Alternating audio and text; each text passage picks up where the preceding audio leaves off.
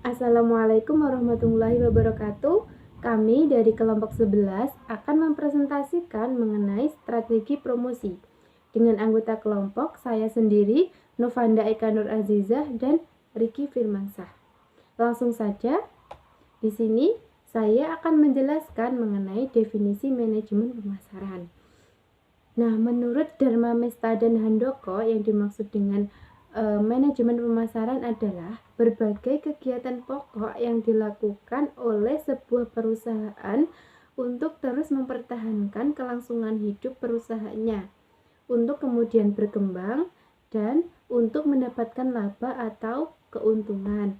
Jadi proses pemasaran tersebut dimulai jauh-jauh hari sejak sebelum barang-barang produk diproduksi dan tidak berakhir begitu saja dengan penjualan. Nah, kegiatan pemasaran perusahaan juga harus memberikan upaya kepuasan terhadap konsumen jika menginginkan usaha tersebut berjalan terus, atau pihak konsumen akan mempunyai pandangan yang lebih baik terhadap sebuah perusahaan. Selanjutnya, proses manajemen pemasaran. Nah, jadi proses manajemen pemasaran itu dibagi menjadi 5. Yang pertama, analisis peluang pasar. Analisis lingkungan pemasaran sangatlah penting sekali untuk meraih segala peluang-peluang dari setiap perubahan-perubahan yang terjadi. Yang kedua, meneliti dan memilih pasar sasaran dan upaya memposisikan pasar. Kisi-kisi produk atau pasar harus dapat diperkirakan dari masing-masing kelompok pemasaran. Yang ketiga, mengembangkan strategi pemasaran. Perusahaan harus mengembangkan suatu perbedaan-perbedaan dan strategi penempatan pada pasar sasarannya. Jadi perusahaan itu harus mampu memberikan keistimewaan-keistimewaannya yang lain dari pesaingnya dan mampu memenuhi keinginan para pelanggan. Yang kelima, perencanaan program pemasaran. Nah, strategi pemasaran terdiri atas pengambilan keputusan tentang biaya pemasaran, bauran pemasaran, dan lokasi pemasaran. Yang terakhir, pengorganisasian, pelaksanaan, dan upaya pengendalian pemasaran. Pengorganisasian berarti membentuk struktur personalia pemasaran dan menetapkan tugas secara jelas serta terkoordinir. Selanjutnya, definisi strategi promosi. Jadi, menurut Ciptono, promosi pada hakikatnya adalah suatu komunikasi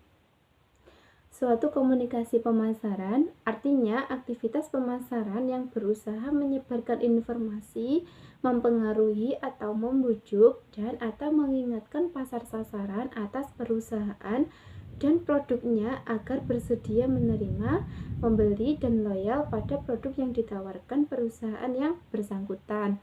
Nah, kalau menurut Kotler, promosi adalah berbagai kegiatan yang dilakukan oleh perusahaan yang menonjolkan keistimewaan produknya yang membujuk konsumen sasaran agar membelinya. Untuk yang selanjutnya yaitu tujuan strategi promosi. Tujuan dari promosi penjualan sangat beraneka ragam, yakni merangsang permintaan, meningkatkan hasrat konsumen untuk mencoba produk, membentuk goodwill, meningkatkan pembeli konsumen, dan juga bisa mendorong konsumen untuk membeli lebih banyak, serta meminimalkan perilaku ganti-ganti merek atau mendorong konsumen untuk mencoba membeli produk baru. Tujuan lainnya juga bisa berupa untuk mendorong pembelian ulang produk, dapat menarik pelanggan baru, mempengaruhi pelanggan untuk mencoba produk baru, dan menyerahkan aktivitas promosi pesaing. Untuk selanjutnya yaitu strategi promosi. Untuk yang selanjutnya yaitu sifat strategi promosi. Sifat-sifat dari promosi penjualan yaitu yang pertama, komunikasi adalah mampu menarik perhatian dan memberi informasi yang memperkenalkan pelanggan kepada produk.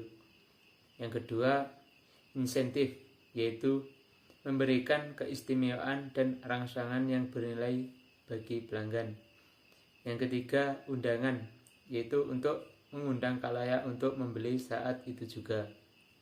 Berdasarkan tujuan yang ingin dicapai, promosi penjualan dapat diklarifikasikan ke dalam 4 jenis, yaitu yang pertama customer promotion, yang kedua trade promotion, yang ketiga sales force promotion, dan yang keempat business promotion.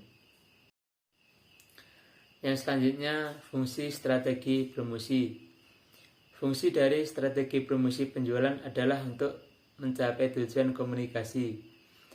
Teknik-teknik komunikasi yang insentif memberikan kepada keuntungan promosi penjualan terhadap digunakan untuk menargetkan pembeli dan menjawab kesempatan khusus untuk menciptakan insentif pembelian.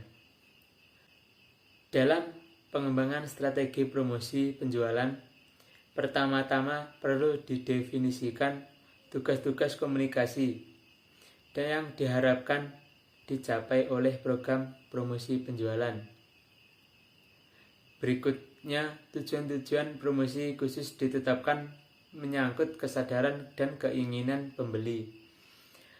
Perlu dievaluasi penghematan relatif dari metode-metode promosi penjualan yang wajar dan memiliki metode-metode yang menawarkan kombinasi antara hasil dan biaya yang baik. Baik itu promosi penjualan maupun waktu harus dikoordinasikan dengan kegiatan-kegiatan promosi lainnya. Akhirnya, program ini dilaksanakan dan dievaluasi berdasarkan kesinambungannya. Untuk selanjutnya yaitu strategi pengeluaran promosi. Yang pertama, marginal approach. Pendekatan ini memberikan jalan keluar bahwa pengeluaran optimal untuk masing-masing metode promosi ditentukan dengan kondisi MR sama dengan MC, yaitu marginal revenue dan marginal cost. Yang kedua, breakdown method. Metode ini terdiri atas beberapa macam, yaitu percentage of sales approach, yaitu besarnya anggaran promosi yang ditentukan berdasarkan persentase tertentu dari penjualan atau tahun lalu atau prediksi penjualan tahun depan atau dari harga jual.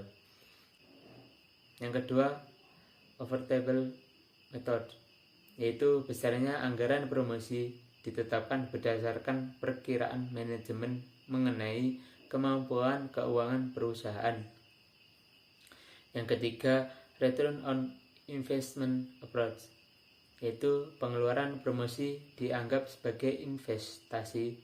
Oleh karena itu, besarnya anggaran promosi yang sesuai ditentukan dengan membandingkan tingkat return yang diharapkan dan tingkatan return yang diinginkan. Yang keempat, competitive parity approach, yaitu dalam metode ini anggaran promosi suatu perusahaan harus sesuai atau sama dengan pengeluaran promosi pesaingnya. Asumsi dalam pendekatan ini adalah anggaran promosi berhubungan langsung dengan bangsa pasar.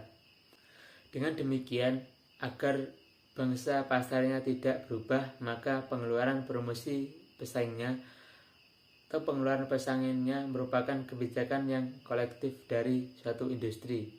Dengan mempertahankan kesamaan, maka perang promosi dapat dihindari. Yang selanjutnya yaitu build-up method. Penentuan anggaran promosi dilakukan dengan cara menentukan tujuan-tujuan iklan, personal selling, dan sales promotion dari setiap link produk untuk tugas-tugas yang harus dilakukan dengan besarnya biaya untuk mencapai tujuan-tujuan tersebut. Mungkin itu presentasi dari kami. Ada kurang lebihnya mohon maaf. Wassalamualaikum warahmatullahi wabarakatuh.